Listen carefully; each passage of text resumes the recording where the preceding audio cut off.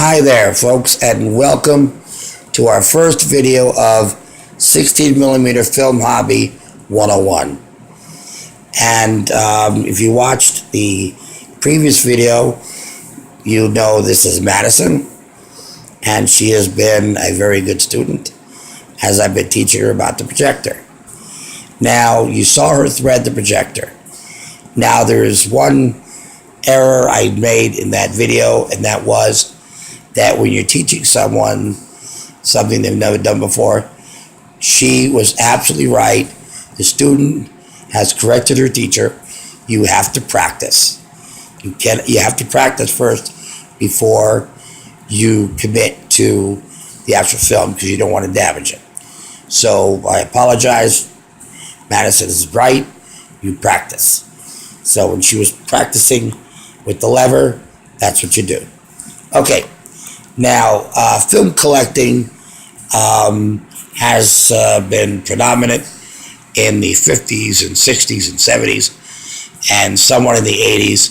And when the 1990s started, with the explosion of the whole video market, 16mm became a dying hobby, and trying to find prints had been quite scarce. But now it's 2016, and a lot of film collectors are now older, they're retired, they're in their 70s, and they want to unload their collections. And I've been noticing it a lot, that many long-time collectors have been selling their collections. So now 16mm has become a booming thing, and for people who missed out during the slow period, you now can pick up. So, with the resurgence of 16mm hobbies, I'm happy to introduce you to the hobby of film collecting, I should say. Now, this is now, in this introductory episode, video, I should say, I want to talk to you about film reels.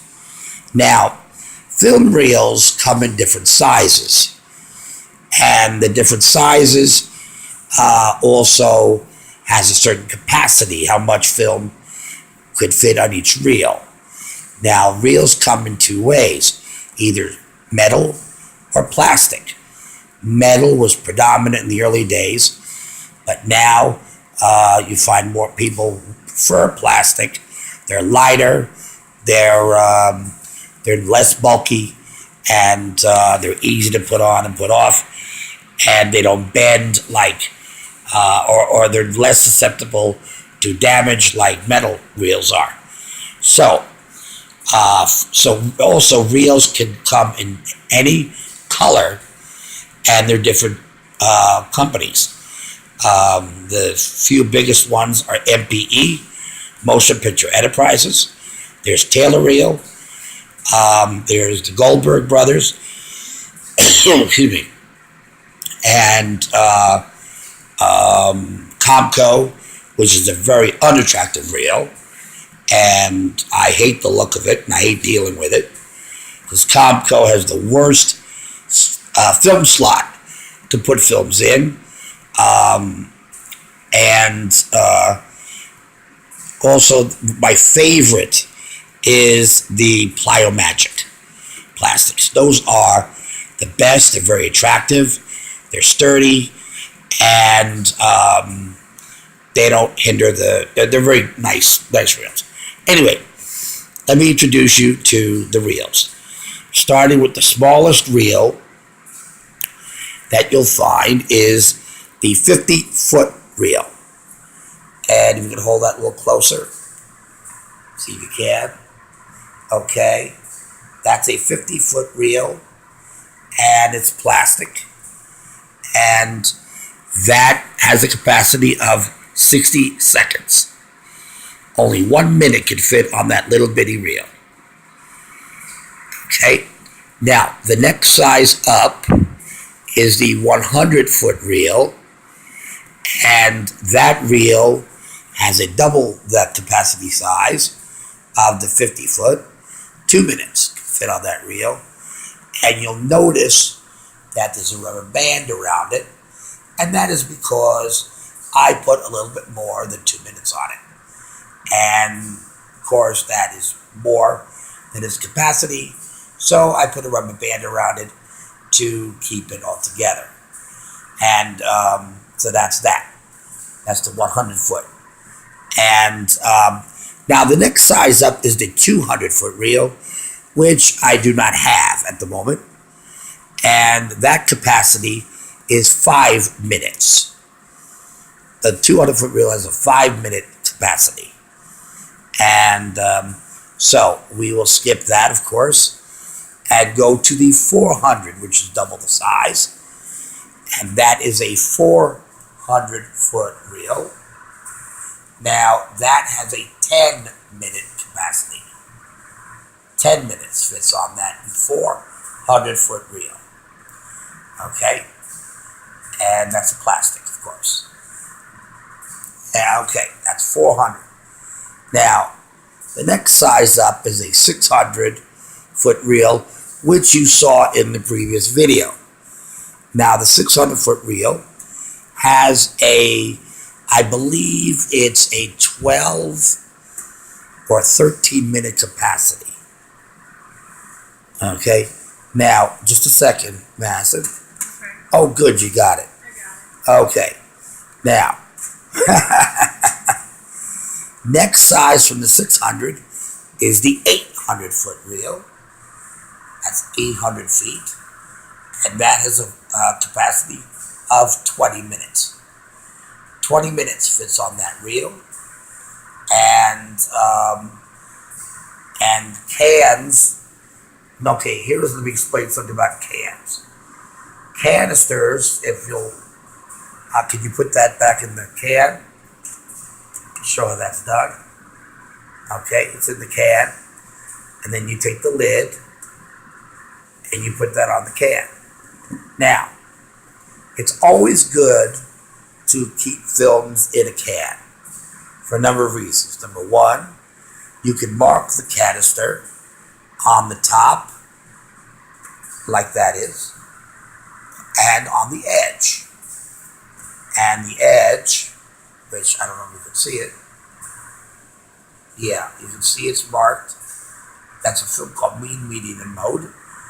And when the film is sitting on a film rack, just like a record album or a book has a spine on the edge when it's sitting on the shelf, excuse me, you can look at the name and pull the film out.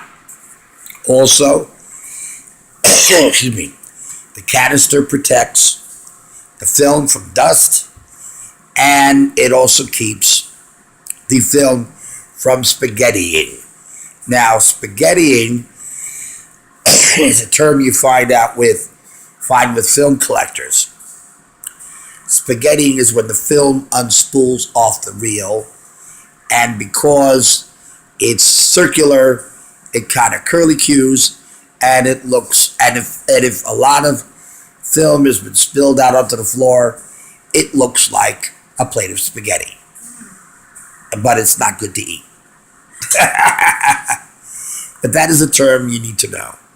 So that keeps the film clean, it protects it, and it's nice to store.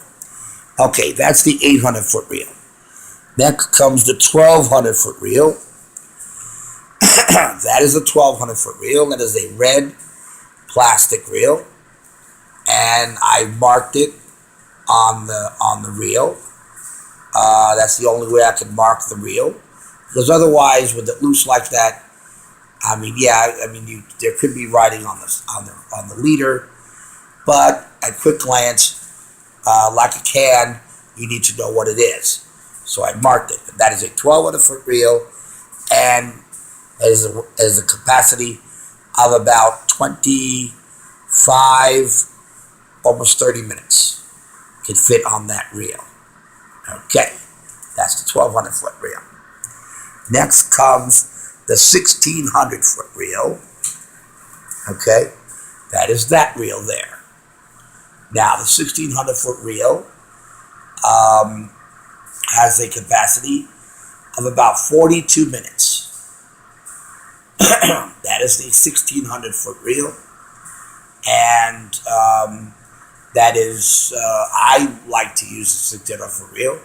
I usually don't like to go any larger than that, but sometimes if I have to, I will. Some feature films, most feature films are placed on reels this big or larger, depending upon the length and how it balances out. Okay, that's the 1600 foot reel. Next is the 2000 foot reel, which you have seen before as my take-up reel. Now, any reel can be the take-up reel. I just want to make that clear. I choose the 2000 foot reel as the take-up reel because it's large enough to cover most of the films in my collection.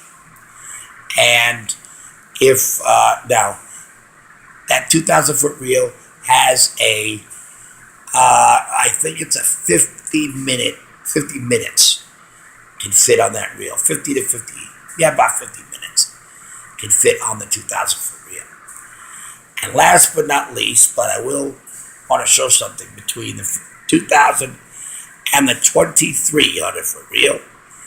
And that is that reel there. Okay.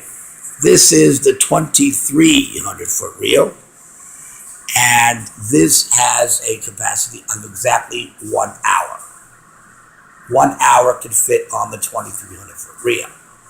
Now, if you hold up both the 2000 and the 2300, you will notice, and if you put one on top of the other, you'll notice that they're exactly the same dimension, the same diameter. They're exactly the same diameter, the 2000 and the 2300 foot reel. Now, if you look closely between the two of them, what makes the difference is the center core. If you bring the 2000 foot reel closer, you'll notice that the core of the 2000 foot reel is rather large, and the center core of the 2300 is a lot smaller. But I don't like using the 2300 foot reel because when the film goes down to the end, now you have real curlicue because the film is wound so tightly, so that it is very difficult to uncurlicue it. So that's why I don't like using the 2300 foot reel.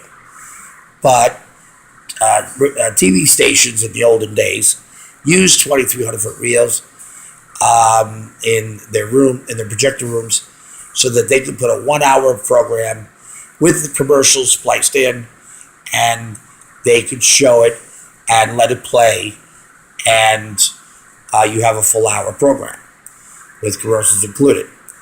So that is the differences of the reels.